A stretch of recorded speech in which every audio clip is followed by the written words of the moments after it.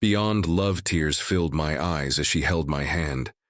Sunlight fell on my face as we stood among the shadowy pillars of the old palace in Jaipur. I, Vikram Singh Rathore, was bound by my family's traditions, and she, Sophia Miller, a foreigner who had brought a storm into my life. You don't understand, Vikram. Being together isn't so simple, she said, her green eyes filled with pain. I will give up everything, Sophia, my family, my heritage, my identity, everything for you, I said, touching her cheeks. We had met 6 months ago when she came to Rajasthan for her photography project. I was managing my family's business at the time, and my father had told me that he had arranged my marriage to Anushka, Mr. Gupta's daughter. Our families were both Rajput, and our marriage would strengthen both families' businesses. I still remember when I first saw Sophia.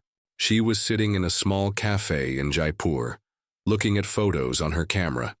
Sunlight was shining in her hair, and her eyes were filled with enthusiasm. I had gone there to meet a friend, but my eyes were only on her. "What do you think about India?" I asked when I approached her. "It's amazing. So much color, so much vibrancy, so much life," she replied with a smile. From that day, our meetings began.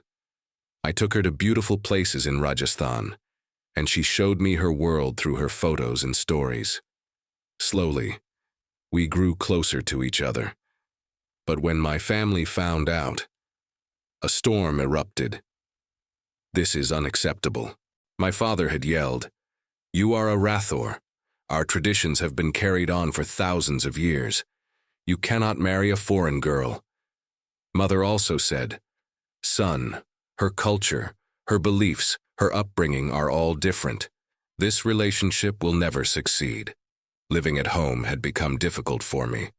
My grandfather, who was the head of the family, called me and seriously said, "Vikram, in our blood flows Rajput valor. We have always put our duty first. Your duty is to your family and your traditions." A war was raging inside me.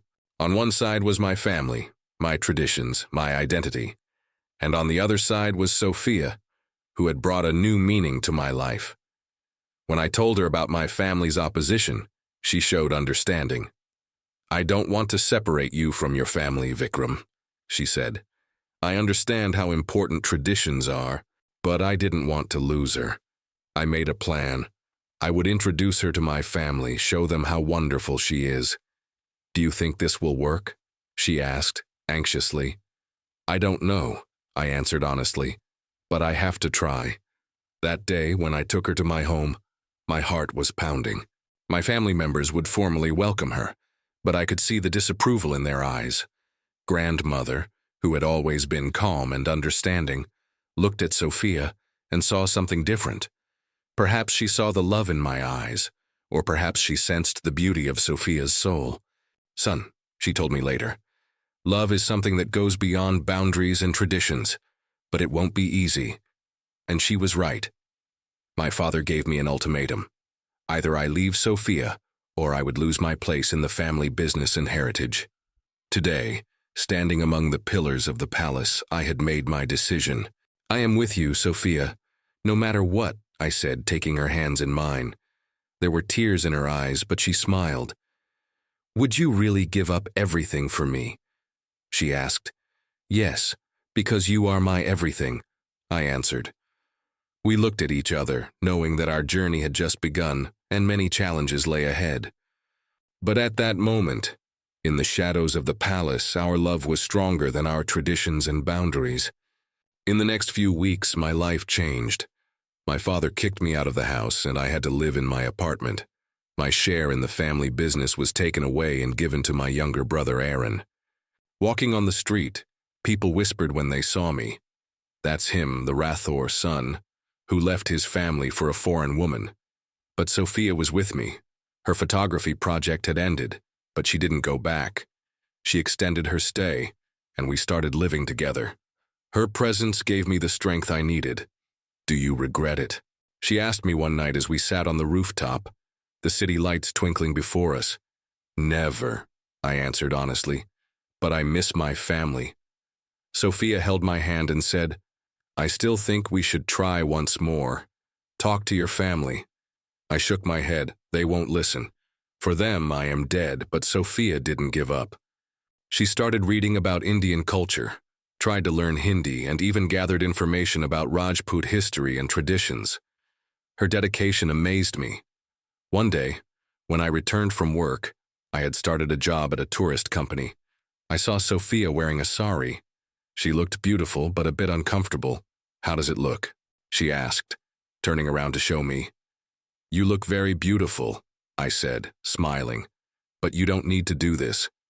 I want to respect your culture, Vikram, she said, and I want your family to see that I respect their traditions. Her words touched my heart, and I thought that maybe there was no harm in trying once more. The next day, I called my grandmother, the only one in the family who had continued to talk to me.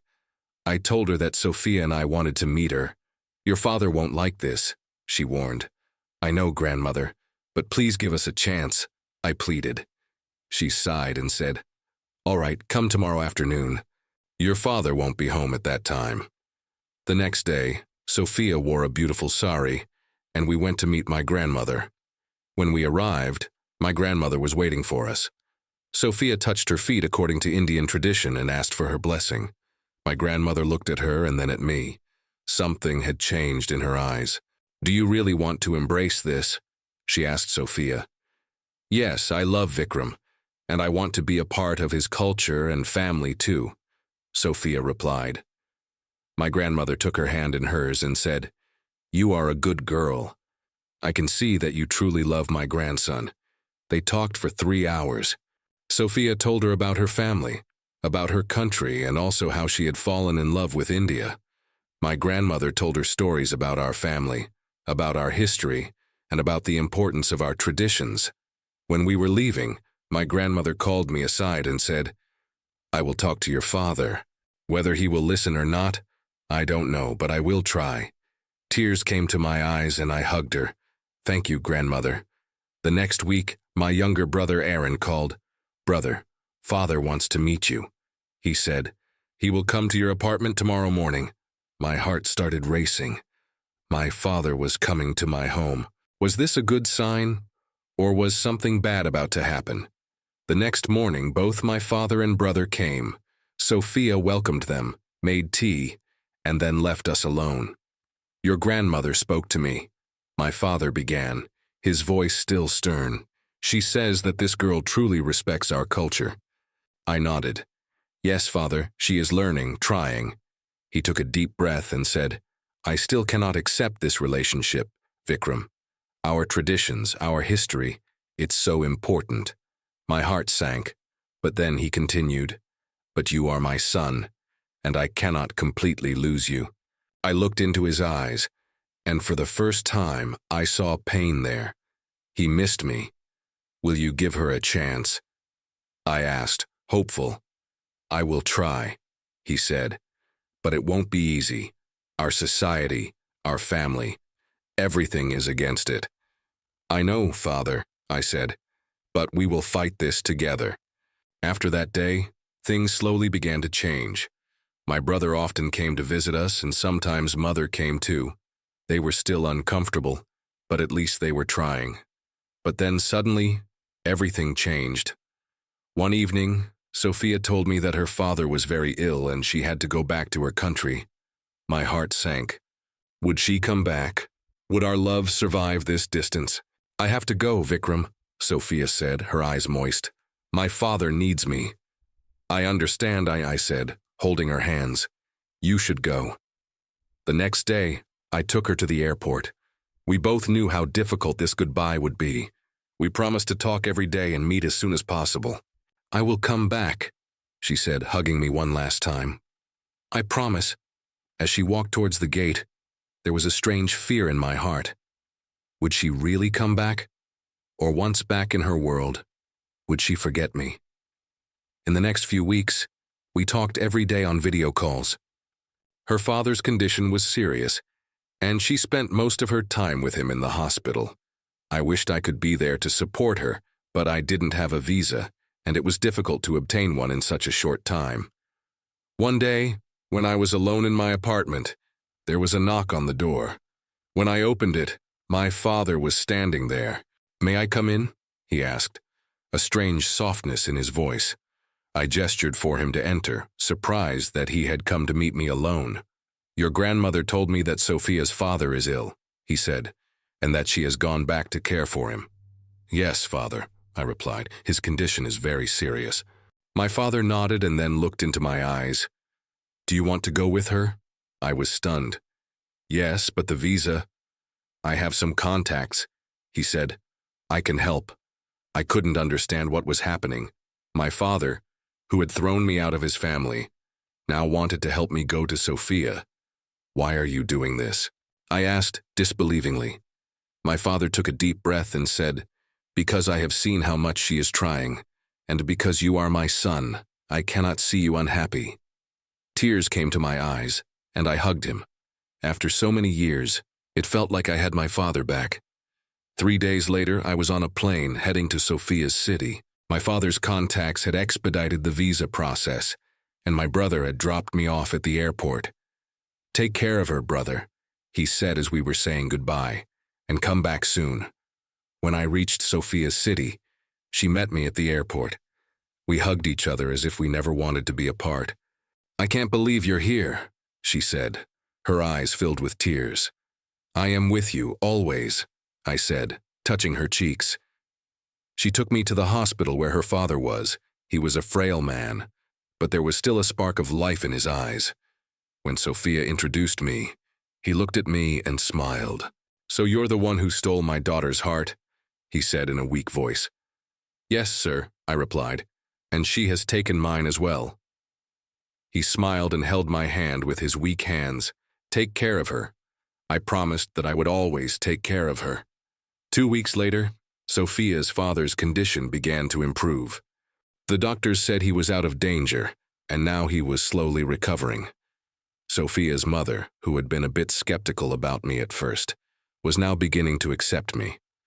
She saw how much I loved her daughter, and I saw how much she loved her daughter. One evening, as we sat in the garden of Sophia's house, I thought about my family. I called my father and told him about Sophia's father's condition. "I am glad his health is improving," my father said. "When are you coming back?" "In a few days," I replied, "when Sophia's father is fully stable." After a moment of silence, my father said, "Both of you come back. We are all waiting for you." My heart swelled. Were they really accepting both of us? When I told Sophia, she was also surprised. "Do you think they will really accept us?" she asked. "I don't know," I answered honestly, "but we can try." A week later, we returned to India. At the airport, I was surprised to see my entire family waiting for us. My father, mother, brother, and grandmother. When Sophia saw them, she became a bit nervous, but then she smiled and went to them. "Namaste," she said, making the traditional greeting. My mother looked at her and then at me. There was still some hesitation in her eyes, but then she hugged Sophia. "Come home, daughter," she said. Tears came to my eyes. Mother had called her daughter. It was a small word, but it meant so much. We all went home, where Mother had prepared a big feast. Sophia talked with everyone, told them about her father, and also how I had supported her. "I want to thank you for what your son did for my family," she said to my father. My father nodded and said, "He is a good man, the pride of our family." That night, as we all sat together, I realized how long our journey had been. We had faced so many difficulties, crossed so many barriers, but in the end, our love had triumphed. Sophia and I later went to the rooftop, the place where we often sat. "Do you think we've succeeded?" she asked, looking into my eyes in the moonlight. "Yes," I replied, taking her hands in mine. "Our love was stronger than all barriers." She smiled and said, "Beyond love." Yes, our love was beyond boundaries, traditions, and cultures. And it had brought us to a place where both our families were together, with a new beginning. As we sat there in the moonlight, I realized that sometimes the most difficult challenges in life lead us to our greatest blessings, and Sophia was my greatest blessing. "I love you," I said, moving closer to her. "I love you too," she replied, resting her head on my shoulder. And at that moment, from the pillars of the palace where our story began, to now we had come a long way. A journey that had taken us from two different worlds to a shared future. Beyond love, we had found our home.